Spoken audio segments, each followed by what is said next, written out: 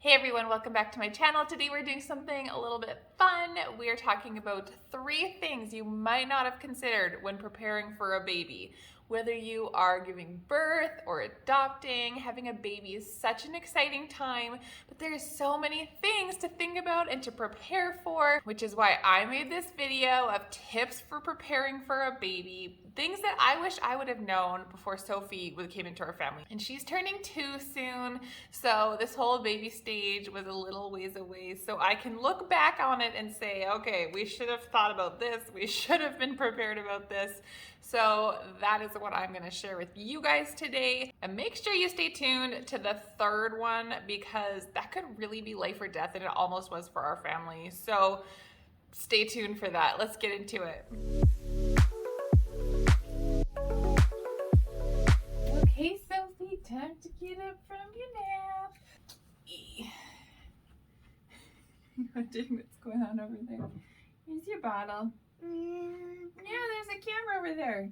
First thing that you should think about when you are preparing for a baby is get a change pad cover that has this kind of wipeable plastic material in the middle. It is going to save you a lot of laundry, just being able to do a quick little wipe instead of throwing the whole thing in the wash.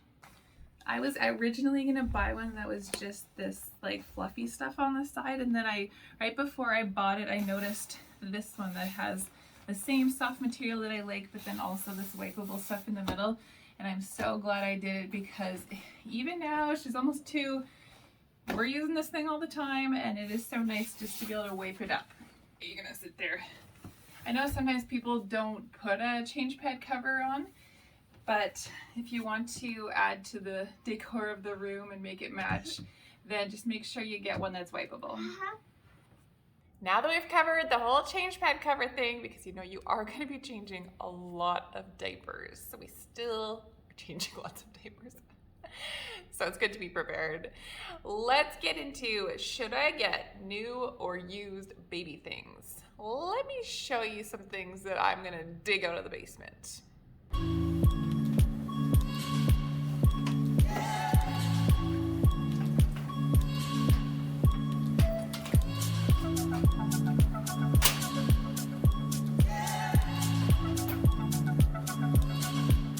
The second thing that you should consider when you are going to have a new baby is get used things. It has saved us so much money by us buying a bunch of used things. So for example, this handy swing, which was a lifesaver when Sophie was little, cost me $35 on Kijiji. Now, I don't know off the top of my head what this would cost new, but it's definitely over $100.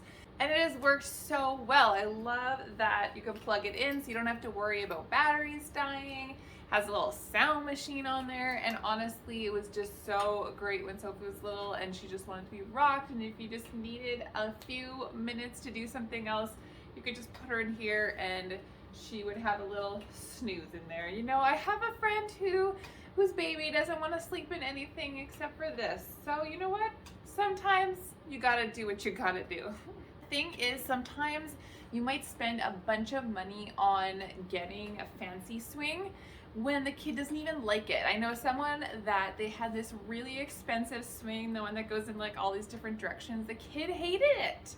So they ended up having to borrow a used one from their friend that was like probably way cheaper. I would say don't spend a bunch of money on things if you don't know for sure that you're gonna need them, or that your kid is gonna like them, or even that you're gonna like it, because you might think, oh, this is gonna be so great for us, and then when you actually use it, you're like, this is not exactly what I need, and you might have to get something else.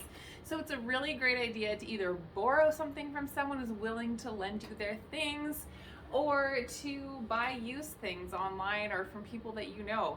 It is gonna save you tons of money, and then like I said, if you really like something, you want to get it new, then you at least know that you like it and that it's worth the money. I remember people telling me when I was panicking when I was pregnant, what do I need for a baby? People are like, don't worry, babies don't need much. And while that's technically true, on the other hand, they also do actually need a lot of things. And maybe just to save your sanity or to make your life a little bit easier. So There's gonna be a lot of things. They're gonna grow through things really fast. You're not gonna use things for a terribly long period of time.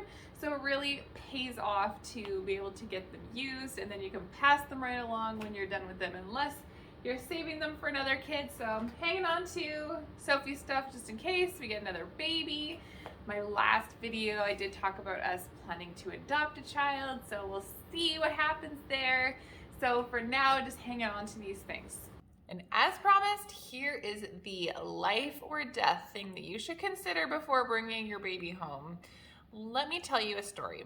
When I was pregnant, I went into the whole birthing thing with the expectation that I was going to breastfeed my baby. I wasn't going to pump. I wasn't going to use formula because breast is best, right? So that's what I went into thinking that that's what's going to happen. Well, after a couple days at the hospital, they didn't want to let us go until we could do breastfeeding well, but they didn't really have a lot of time. Unfortunately, the nurses were super busy, so they couldn't spend a lot of time making sure that we were good. So we went home thinking all is well. We're first-time parents, and yes, I'm a nurse, but I am not a pediatric or maternity nurse. Didn't really know how this whole breastfeeding thing was supposed to work out.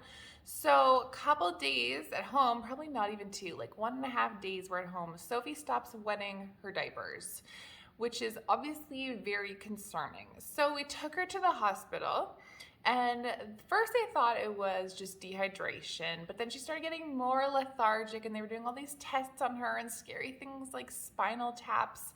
And it was so terrifying as a brand new mom to be there in the hospital. I'm still recovering from birth, and there's my tiny little baby laying on the table and totally like not even responding to things that would normally cause a baby to cry and to be upset. And they were thinking maybe she has meningitis, and they wanted to do all these tests. So we had to stay in the hospital for a few days. Thankfully, she didn't. So after a day or so of her being on IV fluids and getting formula and me pumping and giving her like the supplemented milk, she was perked right up. She was good. So that whole thing, which was just such a scary, terrible experience, could have been avoided if we had had formula at home to supplement the milk that she wasn't getting from me, even though, you know, we didn't really know what was going on, like I said. So when you're a first parent and you're new to this whole thing, my recommendation is to have formula and bottles on hand ready to go, whether or not you think you're going to use them. Maybe you can return them if you don't end up using them and you haven't opened them yet, but it's good to just have. So I'm so thankful that my mom, she was able to go buy formula and bottles for us when we were in the hospital so that we could come home. We were just ready to go. And our public health nurse was able to lend us a breast pump until we could find one of our own as well. So I'm just so thankful that we had these people in our lives that could help support us. But it's better to be prepared. After this whole experience, I learned that fed is best. So yes, breastfeeding is excellent for you and the baby, but if it doesn't work out, don't beat yourself up about it. Just do what you gotta do to make sure that your baby is getting the nutrition and the fluids that they need, and that you're not killing yourself trying to make it happen. So if you're wondering, should I buy formula if I'm planning on breastfeeding? The answer is yes. Yes, do it. Or at least know that you've got some way of getting some, like my mom was able to go get some for us. So just make sure that you're prepared going into this. Those are my top 3 things to consider before your baby arrives. And if you liked this video, found it helpful, please hit like and subscribe to my channel, and pass this video along to an expectant mom or dad in your life. I'm sure it'll help them out. So I will see you guys soon.